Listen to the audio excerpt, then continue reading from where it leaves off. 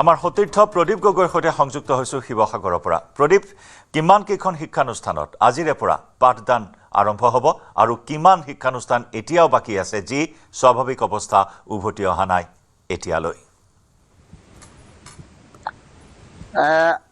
হয় জয়ন্ত, শিৱসাগৰ জিলাত 500খনৰো অধিক বিদ্যালয় বানপানীত প্লাবিত হৈছিলে বিশেষকৈ, কিন্তু আজিৰ পৰা যদিও খোলাৰ কথা কৈছে কিন্তু এতিয়াও বহু সংখ্যক বিদ্যালয়ত পাঠদান কৰিব পৰা অৱস্থাত নাই।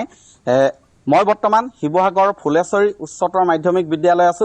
এই বিদ্যালয়খনৰ মই পৰিৱেশ দেখুৱাম, কিন্তু তাৰ পূৰ্বে মই তথ্যটো জনাব বিচাৰিছো। শিৱসাগৰ জিলাত আজিও প্ৰায় 140খন বিদ্যালয় হয় পানীত ডুবি আছে, নহয় মাটি পলস সোমাই আছে, যাৰ বাবে আজি সেইকেইখন বিদ্যালয়ত পাঠদান নহ'ব বুলি শিৱসাগৰ বিদ্যালয়সমূহৰ পৰিদৰ্শকে জনাইছে। আৰু এতিয়াও ইয়াৰ উপৰিও বহু সংখ্যক বিদ্যালয় আশ্ৰয় শিবিৰ হিচাপে ব্যৱহাৰ কৰা হৈছে। 30খন আশ্ৰয় শিবিৰ হিচাপে এতিয়াও বিদ্যালয় আশ্ৰয় শিবিৰ হিচাপে আছে, য'ত বানাক্ৰান্ত ৰাইজে আশ্ৰয় লৈ আছে। তাৰ ভিতৰত এখন হ'ল শিৱসাগৰৰ চহৰৰ মাজমজিয়াতে থকা শিৱসাগৰ চহৰৰ যি লখিমীনগৰ মধ্য ইংৰাজী বিদ্যালয়, সেইদৰে ভিতৰুৱা অঞ্চলৰ শিৱসাগৰ 154 নং চেঙেলিবাৰী প্ৰাথমিক বিদ্যালয়, এই বিদ্যালয়সমূহ আশ্ৰয় শিবিৰ হিচাপে ব্যৱহৃত হৈ আছে। অন্যহাতে শিৱসাগৰৰ চহৰৰ মাজমজিয়াত থকা ফুলেশ্বৰী উচ্চতৰ মাধ্যমিক বিদ্যালয়, শিৱসাগৰৰ ভাধৰা প্ৰাথমিক বিদ্যালয়, ভাধৰাৰ হাইস্কুল, সেইদৰে তামুলী পুখুৰী LP স্কুল, এইবিলাক বিদ্যালয় এতিয়াও বানৰ কবলত আছে। ইয়াৰে কেইখনমানৰ ভেটি কিছু ওলাইছে, কিন্তু তাত পাঠদান কৰিব পৰা অৱস্থাত নাই। সেইধৰণে বেতনী পাম্প LP স্কুল পানীত ডুবি আছে। আৰু মই যিখন স্কুলৰ কথা জনাব বিচাৰিছো, বৰ্তমান থিয় হৈ আছো, এইখন হৈছে শিৱসাগৰৰ চহৰৰ মাজমজিয়াত থকা ফুলেশ্বৰী উচ্চতৰ মাধ্যমিক বিদ্যালয়। দৰিকা নদীৰ পানী সোমাইছিলে এই বিদ্যালয়ত। মই দেখুৱাইছো এই বিদ্যালয়খনলৈকে আজি 5 দিন পূৰ্বে মুখ্যমন্ত্ৰী ডক্টৰ হিমন্ত বিশ্ব শৰ্মাই এককাল পানী ফালি এই বিদ্যালয়খনত তেওঁ নিৰীক্ষণ কৰিছিলেহি, প্ৰৱেশ কৰিছিলেহি, চাইছিলে। মেৰামতিৰ বাবে তেওঁ ইয়াত অনুদান আগবঢ়াব বুলিও ইতিমধ্যে ঘোষণা কৰি থৈছে। এই বিদ্যালয়সমূহৰ মই পৰিৱেশটো দেখুৱাইছো। এই বিদ্যালয়সমূহ দেখিছে যে ইয়াৰ চৌহদত এতিয়াও চিলচিলীয়া আচলতে পানী আঁঠু ঘিলালৈকে পানী আছে, ইয়াত হৈ আছে। এই বিদ্যালয়সমূহ বুৰি আছে। আৰু ইয়াৰ যিবিলাক বাৰাণ্ডা মই দেখুৱাইছো, বাৰাণ্ডাসমূহত এতিয়াও এনেধৰণে ইয়াত মাটি গেলা বোকা পৰি আছে। ইয়াৰ উপৰিও ইয়াত যিবিলাক আচবাব মই দেখুৱাইছো এনেধৰণে পৰি আছে যে এইসমূহ বিদ্যালয় পৰিষ্কাৰ কৰোঁতে যথেষ্ট সময় ল'ব।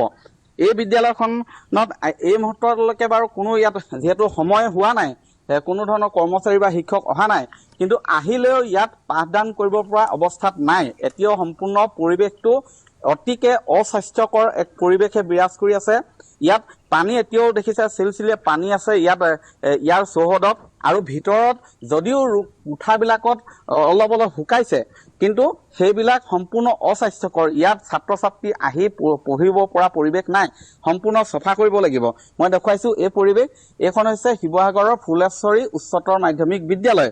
এনেধৰণে আৰু বহু সংখ্যক বিদ্যালয় বানত প্লাবিত হৈ আছে। আৰু সেই বিদ্যালয়সমূহৰ হয়তো আৰু কিছুদিন লাগিব ঠিক ঠাক কৰোঁতে, পৰিষ্কাৰ কৰোঁতে।